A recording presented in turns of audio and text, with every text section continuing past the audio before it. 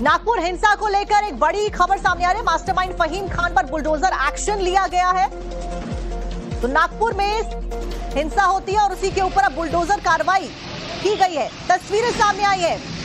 फहीम के परिवार को यहां पर नोटिस, नागपुर हिंसा को लेकर बुलडोजर की कार्रवाई की गई।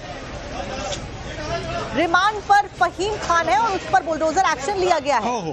नगर पालिका की टीम पहुंचती है नागपुर में। फहीम के परिवार को नोटिस दिया गया और उसके बाद में ये कार्रवाई यहां पर की गई। तो अवैध तरीके से जितने भी अतिक्रमण है उसको ध्वस्त किया जा रहा है और फहीम के जो कि मास्टरमाइंड था नागपुर में हुई हिंसा का 17 मार्च की शाम को, रात को जो भी कुछ हुआ उसमें फहीम मास्टरमाइंड के तौर पर उभरा। उसके बाद फिलहाल फहीम के घर पर यहां पर अवैध अतिक्रमण को ध्वस्त किया जा रहा है। तस्वीरें नागपुर से आप देख रहे हैं। आगजनी की गई, गाड़ियों को आग के हवाले किया गया, पुलिस के साथ में बदतमीजी की गई, लोगों के घर में घुस के अटैक किया गया, गाड़ियों को, बाइक्स को आग के हवाले किया गया, मशीन्स तोड़ी गई, सीसीटीवी कैमरास तोड़े गए। 17 मार्च की रात को, शाम को जो भी कुछ हुआ था उस सभी घटनाक्रम में फहीम को मुख्य आरोपी माना गया।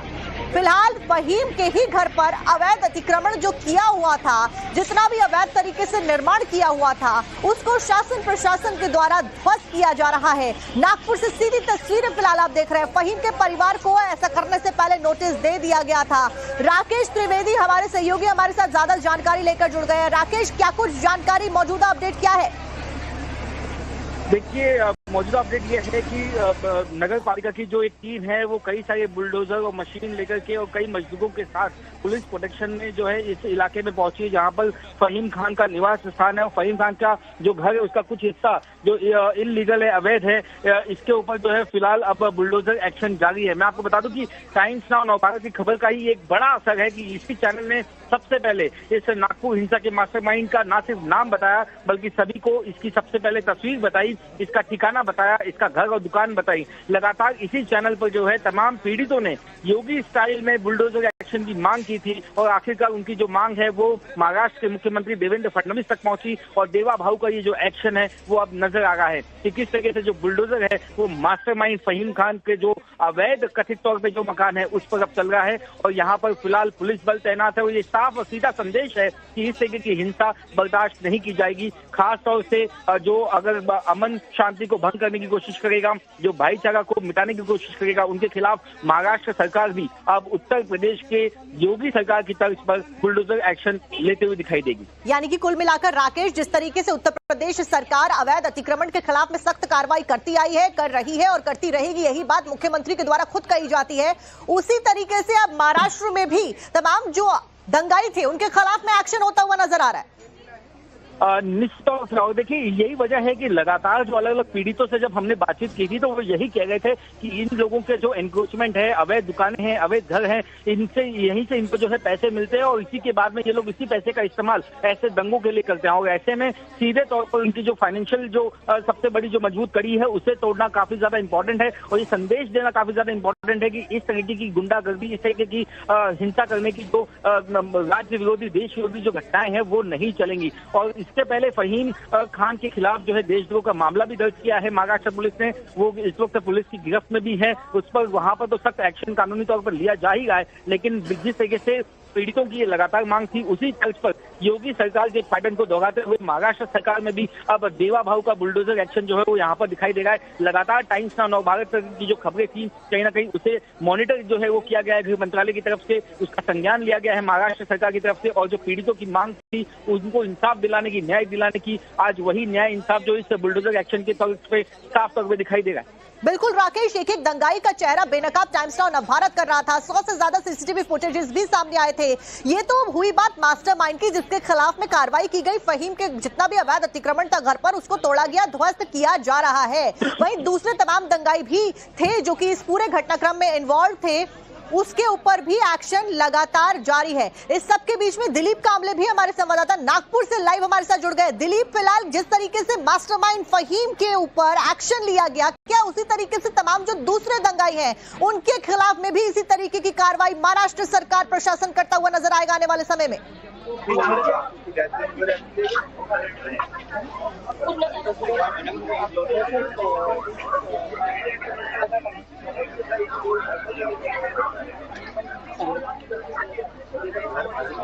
चलिए इस बड़ी खबर के ऊपर लगातार हमारी कवरेज जारी है और नागपुर हिंसा के एक दंगाई।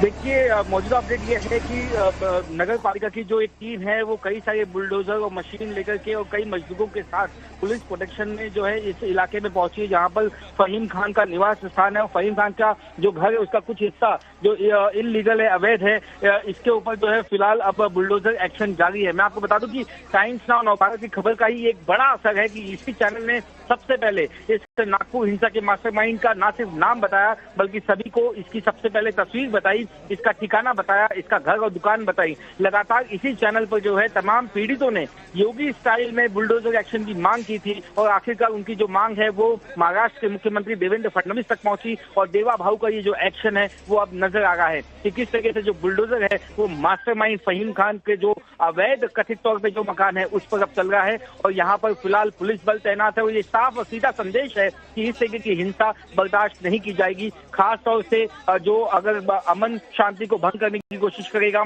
जो भाईचारा को मिटाने की कोशिश करेगा, उनके खिलाफ महाराष्ट्र सरकार भी अब उत्तर प्रदेश के योगी सरकार की तर्ज पर बुलडोजर एक्शन लेते हुए दिखाई देगी। यानी कि कुल मिलाकर राकेश, जिस तरीके से उत्तर प्रदेश सरकार अवैध अतिक्रमण के खिलाफ में सख्त कार्रवाई करती आई है, कर रही है और करती रहेगी, यही बात मुख्यमंत्री के द्वारा खुद कही जाती है, उसी तरीके से अब महाराष्ट्र में भी तमाम जो दंगाई थे उनके खिलाफ में एक्शन होता हुआ नजर आ रहा है।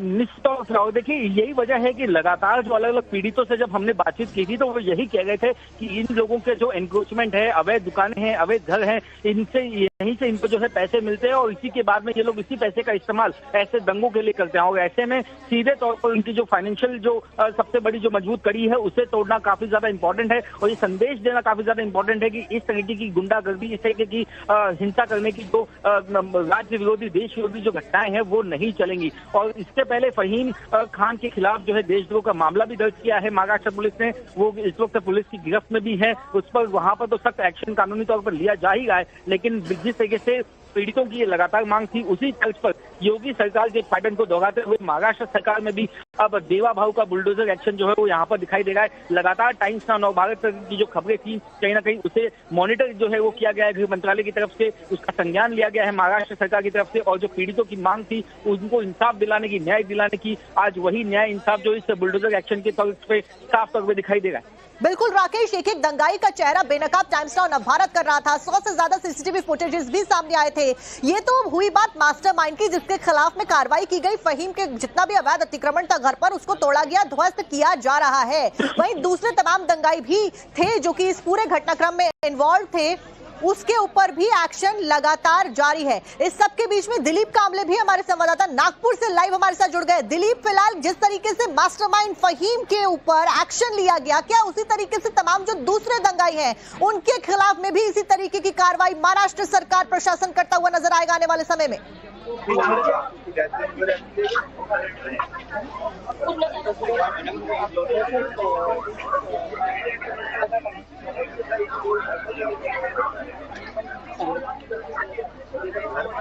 चलिए इस बड़ी खबर के ऊपर लगातार हमारी कवरेज जारी है और नागपुर हिंसा के एक दंगाई